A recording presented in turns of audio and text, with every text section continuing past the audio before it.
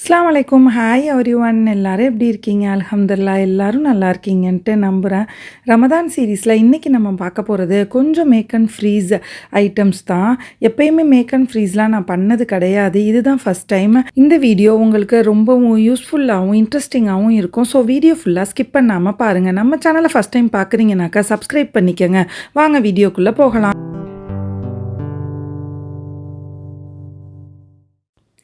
இது make and freeze கிடையாது. ஒரு ப்ரிப்பரேஷன் அப்படின்னு சொல்லிட்டு வச்சுக்கலாம்.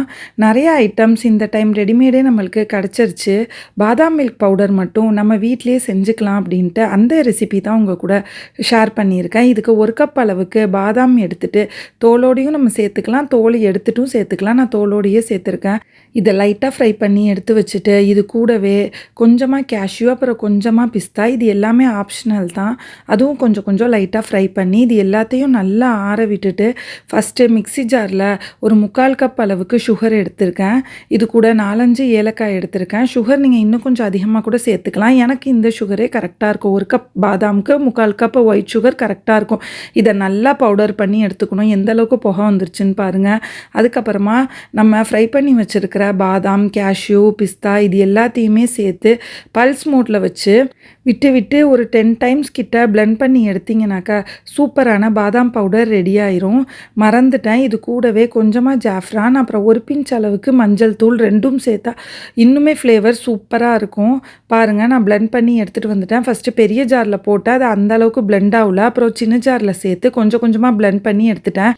இதுவே நல்லா பவுடராக வந்துருச்சு. இருந்தாலுமே இன்னும் நம்மளுக்கு ஃபுல் பவுடராக கிடைக்கிறதுக்காக நான் சலிச்சுமே எடுத்துக்கிட்டேன். இது ஆப்ஷனல் தான். இந்த பவுடரை நீங்கள் கண்டெய்னரில் ஸ்டோர் பண்ணி வச்சுக்கிட்டு 3 மந்த் வரைக்கும் கூட யூஸ் பண்ணிக்கலாம். நீங்களும் ட்ரை பண்ணி பாருங்கள். நெக்ஸ்ட்டு நம்ம ரமதான் சீரீஸில் பார்க்க போகிறது சிக்கன் டோனட் தான். சிக்கன் டோனட் செய்கிறதுக்காக இன்றைக்கி நான் 400 கிராம் அளவுக்கு சிக்கன் பிரெஸ்ட் எடுத்திருக்கேன். என்கிட்ட ஃபுட் ப்ராசஸர் இருக்கிறதுனால நான் அதுலேயுமே தான் எல்லா ரெசிபீஸுமே செஞ்சுருக்கேன் மோஸ்ட்லி. இது கூடவே ஒரு 3 வெங்காயம் பெருசு பெருசாக கட் பண்ணி சேர்த்துக்கிட்டேன். இது கூட 1/2 கேப்சிகான் அதையுமே கட் பண்ணி சேர்த்துக்கிட்டேன். இதுக்கு பதிலாக நீங்கள் பச்சை மிளகா கூட சேர்த்துக்கலாம். இது கூட ஜிஞ்சர் கார்லிக் பேஸ்ட் 2 ஸ்பூன் சேர்த்துக்கிட்டேன். இது கூட பிரெட் கிரம்ஸ் வந்து ஒரு 3-4 ஸ்பூன் சேர்த்துக்கிட்டேன். இதுக்கு பதிலாக நீங்கள் ஸ்லைஸ்டு பிரெட் இருந்துச்சுன்னா ஒரு 3 பிரெட்டு கட் பண்ணி சேர்த்துக்கலாம். இது கூட ஒரு 2-3 ஸ்பூன் அளவுக்கு மொசரல்லா சீஸ், அப்புறம் 1 ஸ்பூன் அளவுக்கு மிளகாத்தூள், அப்புறம் 1 ஸ்பூன் அளவுக்கு கரம் மசாலா, அவ்வளோதான். தேவையான அளவு உப்பு சேர்த்து நல்லா பிளெண்ட் பண்ணி எடுத்துக்கணும். உங்கள்கிட்ட ஹேண்ட் க்ளவுஸ் இருந்தாக்கா இதை எடுத்துக்கலாம். ஹேண்ட் க்ளவுஸ் இல்லைனாக்கா கையில் கொஞ்சமாக ஆயில் அப்ளை பண்ணிவிட்டு நான் எடுத்துருக்கிற அளவுக்கு சைஸ் இல்லை இதை விட பெரிய டோனட்ஸ் வேணுண்டாக்கா கூட நீங்கள் எடுத்துக்கலாம்.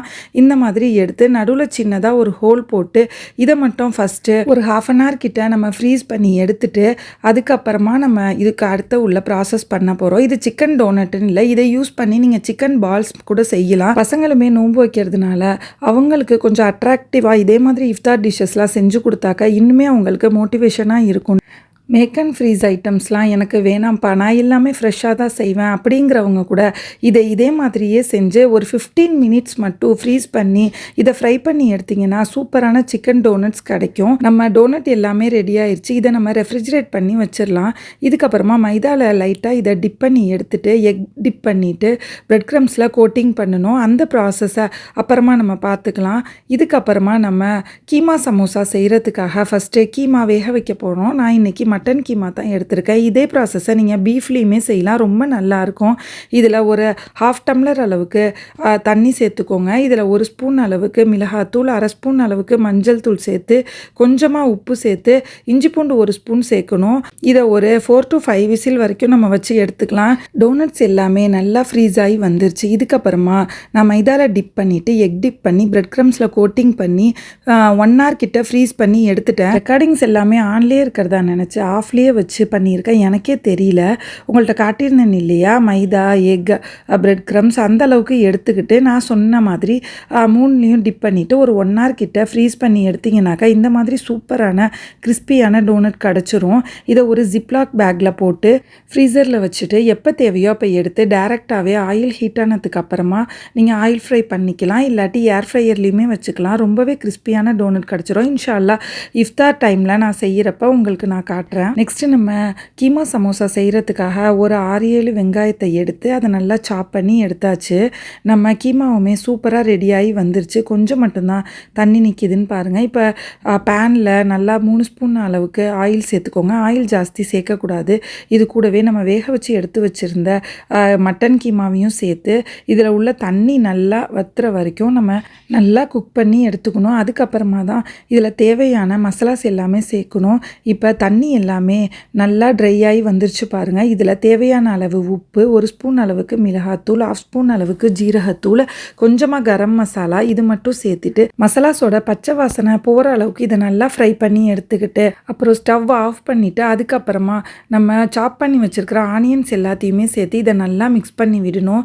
லாஸ்ட்டாக கொஞ்சமாக கொரியண்டர் லீவ்ஸுமே நான் குட்டி குட்டியாக சாப் பண்ணி அதையுமே சேர்த்து இதை நல்லா மிக்ஸ் பண்ணி விட்டாக்கா ஃபில்லிங்ஸ் ரெடி ஆயிடுச்சு. நான் இன்றைக்கி சன்புல்லா பிராண்ட் சமோசா தான் எடுத்திருக்கேன். ஏன்னா இது மெயினாக வீட் சமோசா அப்படிங்கிறதுனாலேயே லாஸ்ட் டைம் எனக்கு ரொம்ப பிடிச்சிருந்துச்சு. ஆல் பர்பஸ் ஃப்ளோரில் கொஞ்சமாக தண்ணி சேர்த்து இதை நல்லா பேஸ்ட் மாதிரி செஞ்சு அதை ஒரு சைடு வச்சுக்கணும். இப்போ நம்ம சமோசா லீவ்ஸ் எடுத்துகிட்டு நான் இந்த வீடியோவில் காட்டியிருக்கிற மாதிரியே மடிச்சிங்கனாக்கா ரொம்பவே அழகான சமோசாஸ் கிடச்சிரும். நம்ம சமோசா அதிகமாக மடிக்கிறவங்க கிடையாது. அதனால் 1-2 சமோசா கொஞ்சம் நம்மளுக்கு தடுமாற்றமாக இருக்கும். அப்புறமா நம்மளுக்கு ஈஸியாகவே கடகடண்டு சமோசாஸ் மடிக்க வந்துடும். இதே மாதிரி 1 ஸ்பூன் அளவுக்கு ஃபில்லிங் வைக்கணும். ரொம்ப அதிகமான ஃபில்லிங்ஸ் வச்சாக்க நம்மளுக்கு ஃப்ரை பண்ணுறப்ப வெளியில் வந்துடும் அந்த ஃபில்லிங்ஸ்லாம். அதனால் கொஞ்சம் கம்மியாகவே ஃபில்லிங்ஸ் வச்சுட்டு இதே மாதிரி நம்ம ரெடி பண்ணி வச்சுருக்கிற பேஸ்ட்டை ஃபுல்லுமே நல்லா அப்ளை பண்ணி விட்டுட்டு ஃபுல்லாக இதே மாதிரி இதை நல்லா பேஸ்ட் பண்ணி விட்டுறணும். அவ்வளோதான், இது அப்படியே ஒட்டிக்கும். இதே மாதிரி நம்ம மீதி இருக்கிற ஃபில்லிங்ஸுக்கு தேவையான அளவுக்கு சமோசாஸ் எல்லாத்தையுமே செஞ்சு எடுத்துக்கலாம். ஃப்ரெஷ் சமோசா செய்கிறதா இருந்தாலும் சேம் இதே ப்ராசஸ் யூஸ் பண்ணி நீங்கள் ஃப்ரெஷ்ஷாக சமோசாஸ் போட்டு எடுத்தாலும் ரொம்பவே டேஸ்ட்டு நல்லாயிருக்கும். நீங்கள் நினைக்கலாம் கடையில் கிடைக்காத ஃப்ரீசர் ஐட்டமான்ட்டு. கடையில் கிடைக்கிறத விட வீட்டில் இதே மாதிரி செஞ்சு அதை ஃப்ரீஸ் பண்ணி நம்ம செய்கிறப்ப இன்னுமே கொஞ்சம் ஹெல்த்தியாக இருக்கும். நானுமே ஃப்ரீசர் ஐட்டம்லாம் அதிகமாக ப்ரிஃபர் ஆக மாட்டேன். ஆனால் இந்த இயர் பசங்களுக்கு எக்ஸாம் போய்கிட்டு இருக்கிறதுனால இதே மாதிரி கொஞ்சம் செஞ்சு வச்சுக்கிட்டா நம்மளுக்கு இஃப்தார் டைமுக்குமே கொஞ்சம் ஹெல்ப்ஃபுல்லாக இருக்கும்ன்ட்டு தான் ட்ரை பண்ணியிருக்கேன். இன்ஷா அல்லாஹ் பார்ப்போம் டேஸ்ட்லாம் எப்படி இருக்குன்ட்டு. உங்கள் கூடயும் இந்த எக்ஸ்பீரியன்ஸை ஷேர் பண்ணிக்கிறேன்.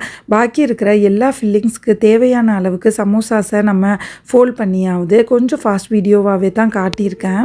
மேக் அண்ட் ஃப்ரீஸ் ஐட்டம் செய்யலான்ட்டு முன்னாடியே பிளான் பண்ணது தான். ஆனால் வீடியோ எடுக்கணும் அப்படிங்கிறதுக்காக ரொம்பவே முன்னாடியே செஞ்சு அதை வீடியோவில் காட்டிட்டு திரும்பவும் அதை நோன்பு வரத்துக்கு ஒரு 10 days முன்னாடியே ஃப்ரீஸ் பண்ணிவிட்டு எதுக்கு அந்த மாதிரி யூஸ் பண்ணோம் அப்படின்ட்டு தான் நோன்புக்கு ஆல்மோஸ்ட் ஒரு நாள் முன்னாடி செய்யலான்ட்டு செஞ்சு உங்கள் கூட ஷேர் பண்ணியிருக்கேன். என்னடா இவ லேட்டான மேக் அண்ட் ஃப்ரீஸ் வீடியோ போடுறாளே அப்படின்னு சொல்லிட்டு நீங்கள் நினைக்காதீங்க.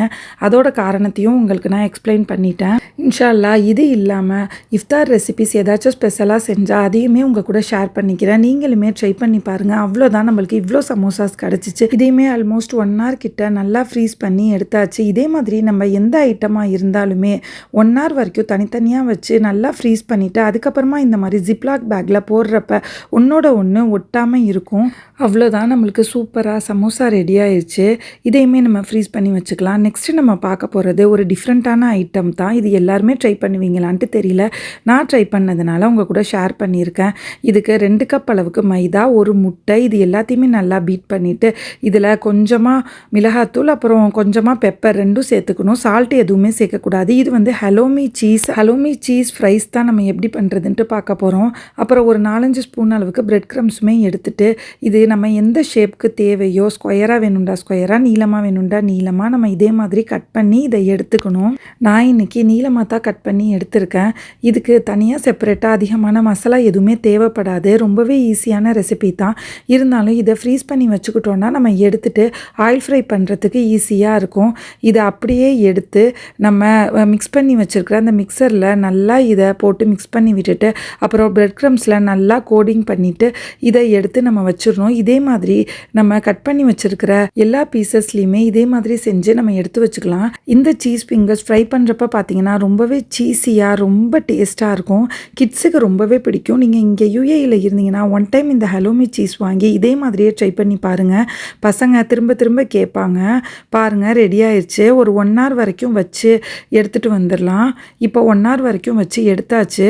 எந்த அளவுக்கு நல்லா கோட்டிங் ஆகி வந்திருக்குன்ட்டு பாருங்கள். இப்போ நம்ம ஜிப்லாக் பேக்கில் போட்டு வச்சிடலாம். இதோட இந்த விலாக் முடியுது. இன்ஷா அல்லாஹ் நோன்பு வைக்கிற எல்லாருக்காகவும் நாங்கள் துவா செஞ்சுக்கிறோம்.